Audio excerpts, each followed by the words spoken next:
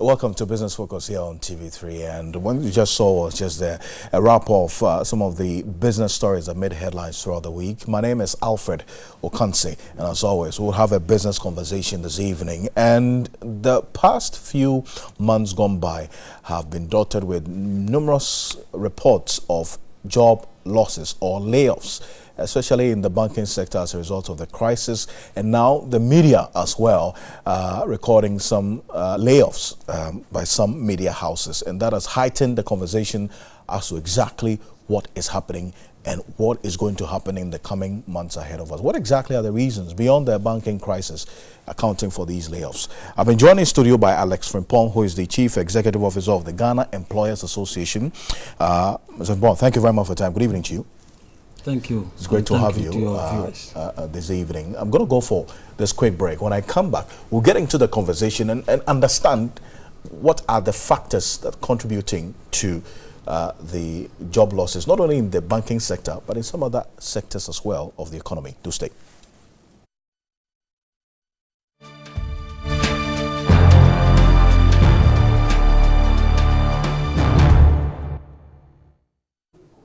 All right, welcome back to Business Focus here on TV3. Now, I'm going to run you through a sector-by-sector analysis of media-reported layoffs between 2015 and now, just so you have an idea of the conversation and what we're going to be talking about. Right from 2015, we had, as a matter of fact, Goldfields Ghana reportedly laying off some 200 of its workers. Now, if you fast forward to 2016, the textile manufacturing industry, the banking sector, and then also cement witnessed some cases of reported issues of layoff, and that resulted in the total figure of 1,660 reported layoffs in the media. That is in 2016. Now, if you fast forward the situation as well to 2017, you clearly would see that that figure increased as is depicted here. Now, you still have Goldfields in 2017 being reported to have laid off some 1,500 workers. Ecobank 2017, 181. TV3 as well. Then in 2017, Vodafone, GCB, Surfline as well. The total figure as of reported media layoffs in 2017 was 1,984. Now, if you look at the situation in 2018, as of January to August, the reported cases of layoffs as well. GN Bank 2018, 100. Central University at the time reported cases of layoffs. EIB, that's same year, 2018, 100. BXC, that's ECG. That's a BXC, the company that was actually working for the ECG, put in a bid for the concession, but did not have it. They took it to the court, but eventually was ruled in favor of the ECG. Consolidated Bank in 2018, also 1,700. And this figure is actually going to increase because if they're going to maintain just 98 of the branches as is being reported, it means there's going to be a lot more layoffs. Now, Beige Bank, 400. Petrol stations, from what we were able to put together, about 4,000. JN Media, that's one of the companies under the Gropendum conglomerate, also have 30 workers being reportedly laid off. Airtel Tigo, in same period, 2018, from January to August, 50.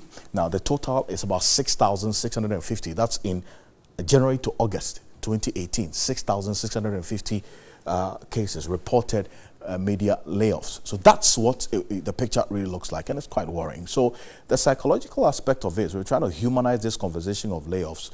The Vice President of the Ghana Psychologists Association, Dr. Collins Bedu Ajiman, is saying that a lot more work needs to be done psychologically.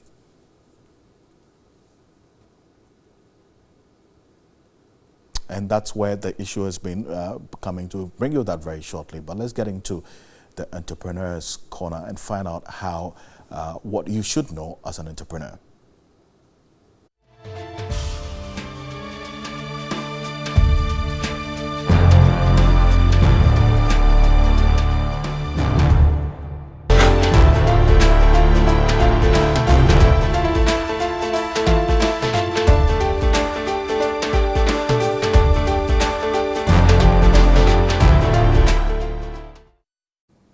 outsource and delegate. That's exactly what Entrepreneurs Corner tells you. Alex Frimpong is still with us. He's your Chief Executive of the Ghana Employers Association. Welcome back to Business Focus. Mr. Frimpong, now before we went for that break, I tried to paint a picture of how the situation looks like with respect to the reported cases of layoffs from 2015 till now.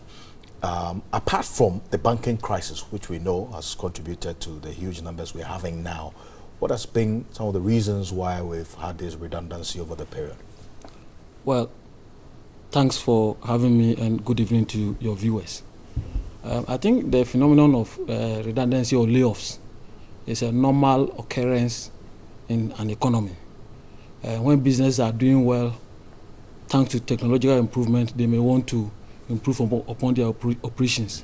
And by extension, when it happens that way, if some of the employees will not be trainable to cope with the changes in technology, maybe they will have to give way to a new crop of employees.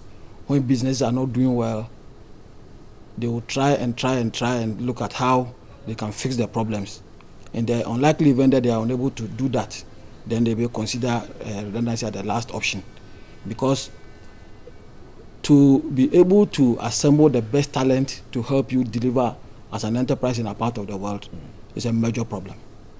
Because you may have the certificate all right, you may have the skills all right, but to team the employees to the right attitude to deliver on the corporate objectives becomes a major issue. That it takes time to build the corporate culture. Again, you can look at the fact that some structural changes, some organizations may also want to relocate because we are in the sub-region. Capital, they say, goes where it is needed, but stays where it is well treated.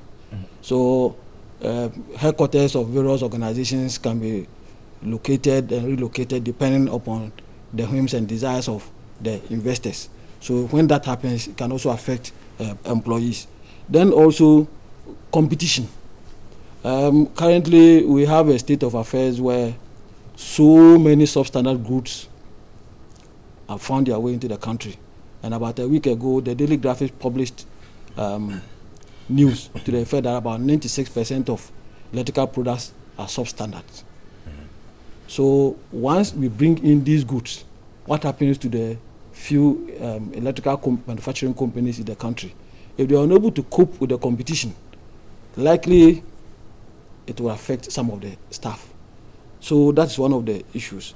Then again, you can look at the fact that for some economies, for some sectors, like we had in the mining industry, where they changed the whole methodology of the operation from the normal mainstream mining to contract mining.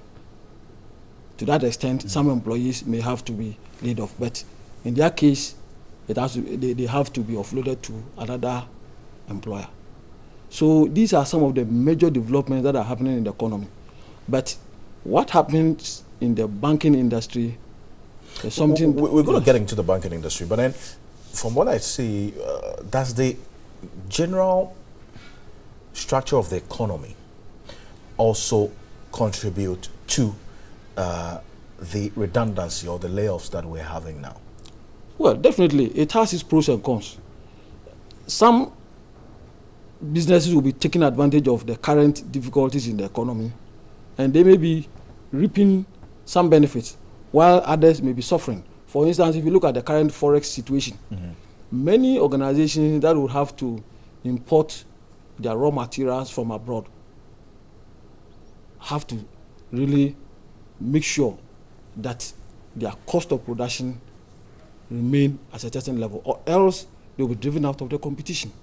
So if business is, the managers are not prudent enough to make sure that they keep the cost of production down, then that becomes a problem.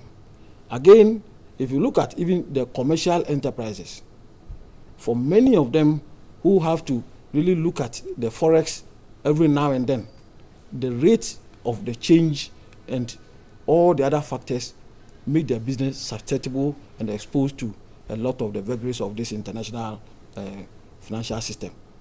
And to that extent, once the business is not able to hold on to it, definitely some employees will have to give way. Again, the high interest rate that we have If you travel and somebody asks you, Alex, what is the interest rate in Ghana? You tell them between 15 and 20, 25.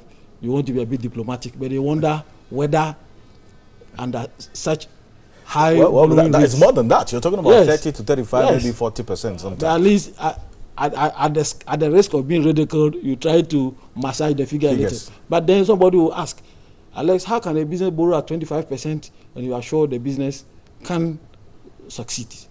So the high cost of capital is a major problem. The high cost of capital is a major problem. It is compounded by the increasing forex, especially affecting businesses who have to import their raw materials from abroad. Has various government interventions been responsive, especially to some of these concerns that employers have in the private sector? Well, this situation we find ourselves now is not new. I recall about a decade ago, high cost of capital was a major issue affecting all businesses. Once the economy started improving, the cost of capital came down, there was some relief to businesses, and at least in spite of the competition, business were able to make ends meet. But once it gets out of hand, then the whole problems resurfaces, and that's where we find ourselves. There is goodwill to make sure that the economy comes back to life, so that businesses can heal. But the reality is, but sustaining these policies becomes a major problem. If you look at the macroeconomic environment, I'm not an economist, but speaking to businesses, the response is that if we're able to manage inflation, if we're able to keep cost of capital down, and we're able to manage forex, struggle as business in Ghana may be, they should be able to stay afloat and be more competitive. I'm going to go for this quick break. When I come back, I'll find out from you whether businesses in Ghana need protectionism policies to succeed, or they actually, have to be opened up for external competition as well. I'll be back shortly. Do stay.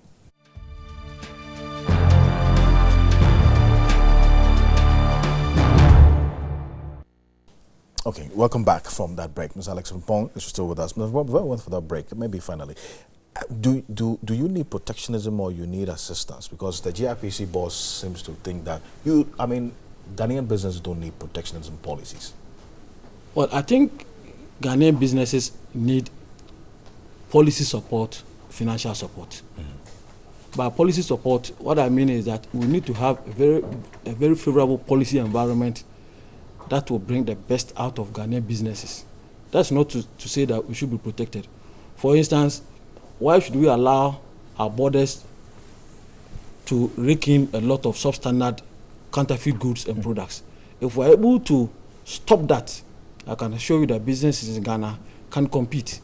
Capital, if businesses get the requisite capital at the requisite cost, I can assure you that businesses in Ghana can compete. And this issue of redundancy, layoffs, even though it's a normal occurrence in an economy, can be reduced to the barest minimum, if not eliminated. If not eliminated. Mr. Frimpong, I want to thank you very much, because this conversation continues next week and get into exactly what it is with the banking sector and then other sectors as well that has witnessed the redundancy. But as always, I'm so grateful for your time this evening. My Alex Frimpong is the Chief Executive Officer of the Ghana Employers Association. Join us same time next week at 6 p.m. on Business Focus on Monday. We'll explore many other aspects of this redundancy and the layoffs as reported in the media. My name is Alfred Okansi. On behalf of the rest of the team, thank you for staying with us. Get ready to get into News 360. Have a good evening.